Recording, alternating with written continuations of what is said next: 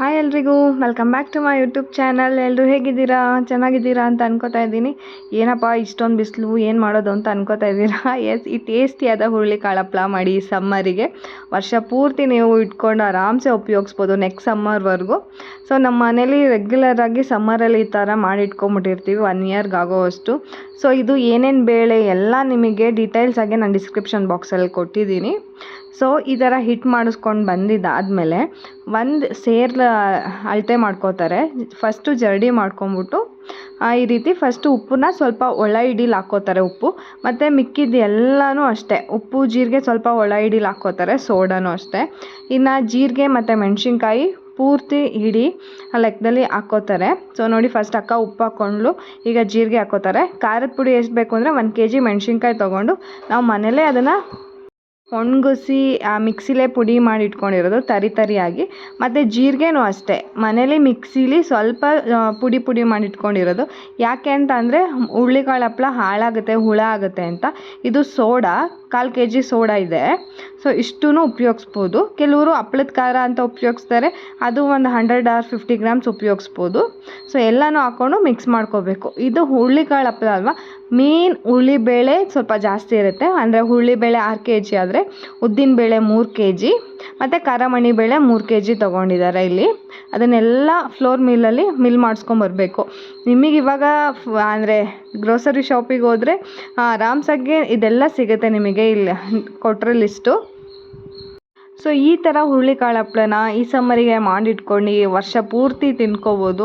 ತುಂಬ ಟೇಸ್ಟಿಯಾಗಿರುತ್ತೆ ಆಯಿತಾ. ನಮ್ಮ ಮನೇಲಂತೂ ಎಲ್ಲರಿಗೂ ಇಷ್ಟ ಇದು ಹುರುಳಿಕಾಳು ಹಪ್ಪಳ ಅಂತ ಅಂದರೆ. ಸೊ ಇದನ್ನು ಫಸ್ಟು ಹಿಟ್ ಮಾಡಿಸ್ಕೊಂಬರೋದಕ್ಕಿಂತ ಮುಂಚೆ ಈ ಥರ ಮನೇಲೇ ಮಿಕ್ಸ್ ಮಾಡಿಬಿಟ್ಟು ಕೊಡ್ತಾ ಇದ್ದಾರೆ.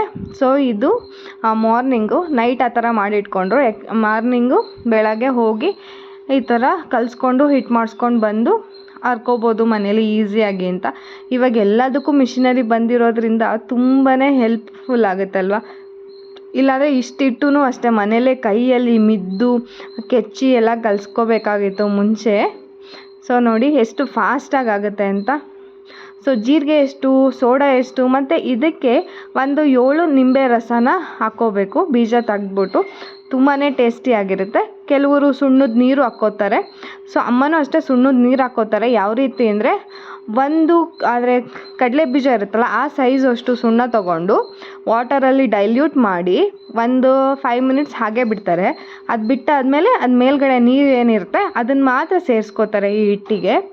ಮತ್ತು ಹರಳೆಣ್ಣೆ ಕೂಡ ಸ್ವಲ್ಪ ಹಾಕ್ಕೋತಾರೆ. ಯಾಕೆಂದರೆ ಮನೇಲಿ ಕೆಚ್ಚಲಿಕ್ಕೆಲ್ಲ ಹರಳೆಣ್ಣೆ ಉಪಯೋಗಿಸ್ತಾ ಇದ್ವಿ. ಇದು ಅಂಟ್ಕೋಬಾರ್ದು, ಕ್ಲೀನಾಗಿ ಬರಲಿ ಅಂತ ಹೇಳ್ಬಿಟ್ಟು ಎಲ್ಲ ಆದಮೇಲೆ ಲಾಸ್ಟಲ್ಲಿ ಸ್ವಲ್ಪ ಹರಳೆಣ್ಣೆ ಮಿಕ್ಸ್ ಮಾಡಿಕೊಡ್ತಾರೆ. ಅಂದರೆ ಹರಳೆಣ್ಣೆನೂ ಅಷ್ಟೇ ನಾವೇ ಮನೆಯಿಂದ ತೊಗೊಂಡೋಗಿರ್ತೀವಿ.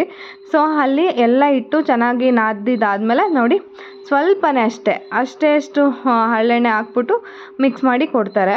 ನಾನು ನಿಮಗೆ ಹರಳೆಣ್ಣೆ ಹೇಗೆ ಮಾಡ್ತೀವಿ ಅಂತಲೂ ವಿಡಿಯೋದಲ್ಲಿ ಹಾಕಿದ್ದೀವಿ. ಯಾರೆಲ್ಲ ನೋಡಿಲ್ಲ ದಯವಿಟ್ಟು ಆ ವಿಡಿಯೋ ಕೂಡ ನೋಡಿ, ಹೇಗಿತ್ತು ಅಂತ ಕಮೆಂಟ್ ಮಾಡಿ ತಿಳಿಸಿ.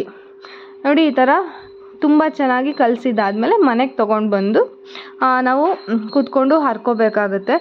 ಈ ಪ್ರೊಸೀಜರ್ ಇದೆಯಲ್ಲ, ಇದು ಮನೇಲಿ ಮಾಡಬೇಕು ಅಂದರೆ ತುಂಬಾ ಟೈಮ್ ಹಿಡಿಯುತ್ತೆ ಮತ್ತು ಸ್ಟ್ರೆಂತ್ ಕೂಡ ಬೇಕು. ಸುಸ್ತಾಗಿ ಹೋಗ್ಬಿಡುತ್ತೆ ಕಲಸಿ ನಾದಿ ಚೆಚ್ಚಿ ಎಲ್ಲ ಮಾಡೋ ಅಷ್ಟೊತ್ತಿಗೆ. ಸೊ ಮಿಷಿನ್ ಬಂದಿರೋದ್ರಿಂದ ಎಷ್ಟೆಲ್ಲ ಯೂಸ್ಫುಲ್ ಆಗುತ್ತೆ ಅಲ್ವಾ. ಸೊ ನೋಡಿ ಇವಾಗ ಒಂದು ಬಾಕ್ಸ್ ತೊಗೊಂಡು ಹೋಗಿರ್ತೀವಿ. ಸೊ ಆ ಬಾಕ್ಸಿಗೆಲ್ಲ ಪ್ಯಾಕ್ ಮಾಡಿ ಕೊಡ್ತಾರೆ. ಸೊ ಇವಾಗ ಮತ್ತೆ ಅದನ್ನೆಲ್ಲ ಚೆಚ್ಬಿಟ್ಟು ಸ್ವಲ್ಪ ಅಂದರೆ ಕೈಯಲ್ಲೇ ಚೆಚ್ಬಿಟ್ಟು ಈ ಥರ ಉಂಡೆ ಎಲ್ಲ ಕಿತ್ತಾಕೊಂಡು ಉಂಡೆ ಮಾಡಿ ಒಬ್ಬರು ಒತ್ಕೊಡೋದು, ಒಬ್ಬರು ಅರಿಯೋದು, ಈ ರೀತಿ ಆಗುತ್ತೆ. ಸೊ ಮಕ್ಕಳದೆಲ್ಲ ಎಕ್ಸಾಮ್ಸ್ ಎಲ್ಲ ಆದಮೇಲೆ ಎಲ್ಲರೂ ಸೇರಿಕೊಂಡು ಈ ರೀತಿ ಮಾಡ್ಬೋದಲ್ವ ಮನೇಲೆ. ತುಂಬ ಇಷ್ಟನೂ ಆಗುತ್ತೆ, ಎಲ್ಲರೂ ಇಷ್ಟಪಟ್ಟು ತಿಂತಾರೆ. ಸೊ ನೋಡಿ ನನ್ನ ಮಗಳು, ನಮ್ಮ ಭಾವ, ಇವರು ಮೊದಲನೇ ಭಾವ, ಅವ್ರ 2ನೇ ಅಕ್ಕ, ಮತ್ತು ಅವರು ನಮ್ಮ ದೊಡ್ಡಮ್ಮ, 2ನೇ ದೊಡ್ಡಮ್ಮ ಶಾರದೊಡಮ್ಮ, ಕೋಮಲಕ್ಕ, ಸತೀಶ್ ಭಾವ. ಸೊ ನನ್ನ ಮಗಳು ದೊಡ್ಡಪ್ಪನ ಜೊತೆ ಕೂತ್ಕೊಂಡು ನಾನು ಮಾಡ್ತೀನಿ ಅಂತ ಮಾಡ್ತಾಯಿದ್ದಾಳೆ. ನಮ್ಮ ಭಾವ ನೀನು ಅದೊಂದರಲ್ಲೇ ಮಾಡಬೇಕು. ಇವರು ಮೊದಲನೇ ಅಕ್ಕ ನಿರ್ಮಲಕ್ಕ ಅಂತ ಹೇಳ್ಬಿಟ್ಟು. ಸೊ ಅವರಿಬ್ಬರು ಮಕ್ಕಳು ಮೌನಿಷಾ ಮತ್ತು ಸಿಂಚನ. ಅವಳ ನಮ್ಮ ಅತ್ತಿಗೆ ಮಗಳು ಖುಷಿದ ಅದಕ್ಕೆ ಅಂತ ಆರ್ನ. ಸೊ ಅವನು ಅಭಯ್. ಇವರು ಇನ್ನೊಬ್ಬರು ದೊಡ್ಡಮ್ಮ ಸುವರ್ಣ ದೊಡ್ಡಮ್ಮ ಅಂತ ಹೇಳ್ಬಿಟ್ಟು. ನೋಡಿ ಅವರು ಖುಷಿದ ಅದಕ್ಕೆ 4ನೇ ಅದಕ್ಕೆ ನನಗವರು. ಸೊ ನೆಕ್ಸ್ಟ್ ಇನ್ನು ನಮ್ಮ ಮೊದಲನೇ ಅದಕ್ಕೆ ಕುಮಾರಿ ಅದಕ್ಕೆ ಅಂತ ಅವರು, ಮತ್ತು ನಮ್ಮಮ್ಮ, ಮತ್ತು ದೊಡ್ಡಮ್ಮನ ತಂಗಿ ಶಾನ ಆಂಟಿ, ಎಂಜಾಯ್ ಮಾಡಿಕೊಂಡು. ಅಂದರೆ ಒನ್ ಡೇ ಮಾರ್ನಿಂಗ್ ಒಂದು 11 or 12ಗೆ ಸ್ಟಾರ್ಟ್ ಮಾಡಿದ್ವಿ, ಒಂದು 5 o'clockವರೆಗೂ ಆಯಿತು ಇದು ಮಾಡೋ ಅಷ್ಟೊತ್ತಿಗೆ. ಅಂದರೆ ತುಂಬ ಮಾತಾಡಿಕೊಂಡು ಎಷ್ಟೊಂದು ವಿಷಯ ನಾವು ಶೇರ್ ಮಾಡ್ಕೊತೀವಿ ಅಂದರೆ ಎಲ್ಲ ವಿಷಯನೂ ಮಾತಾಡಿಕೊಂಡು ಹರಟೆ ಹೊಡ್ಕೊಂಡು ಊಟ ಜ್ಯೂಸು.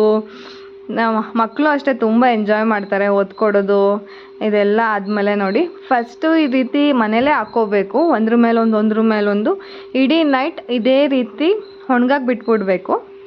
ಸೊ ಇಡೀ ನೈಟ್ ಇದೇ ರೀತಿ ಆದಮೇಲೆ ನೆಕ್ಸ್ಟ್ ಡೇ ಮಾರ್ನಿಂಗು ಆ ಬಿಸಿಲಿಗೆ ಹಾಕಬೇಕಾಗುತ್ತೆ. ಈ ಬಿಸಿಲಲ್ಲಿ ತುಂಬ ಒಣಗಿಸೋದೇನು ಬೇಡ, 1, 2 or 3 hours ಬಿಸಿಲಲ್ಲಿ ಒಣಗಿಸಿದ್ರೆ ಸಾಕು, ಅದಕ್ಕಿಂತ ಜಾಸ್ತಿ ಒಣಗಿಸ್ಬಾರ್ದು, ಹಪ್ಪಳ ಹೊರಟಾಗ್ಬಿಡುತ್ತೆ ಅಂತಾರೆ. ಮತ್ತು ಇದು ತುಂಬ ಟೇಸ್ಟಿಯಾಗಿರುತ್ತೆ ನೋಡಿ. ಒಣಗಿದ್ದೆಲ್ಲ ಆದಮೇಲೆ ಸಂಜೆ ಒರೆಸ್ಬಿಟ್ಟು ಈ ರೀತಿ ಒಂದು ಡಬ್ಬಕ್ಕೆ ಹಾಕ್ಕೊಂಡು ಪ್ಯಾಕ್ ಮಾಡಿ ಇಟ್ಕೊಂಡ್ರೆ 1 ವರ್ಷದವರೆಗೂ ಏನೂ ಆಗೋಲ್ಲ. ಸೊ ಹೇಗಿತ್ತು ನನ್ನ ವಿಡಿಯೋ ಅಂತ ಕಮೆಂಟ್ ಮಾಡಿ ತಿಳಿಸಿ. ನನ್ನ ಚಾನಲ್ನ ಸಬ್ಸ್ಕ್ರೈಬ್ ಮಾಡ್ಕೊಂಡು ನೋಡಿ. Thank you for watching. ಧನ್ಯವಾದ. Have a good day.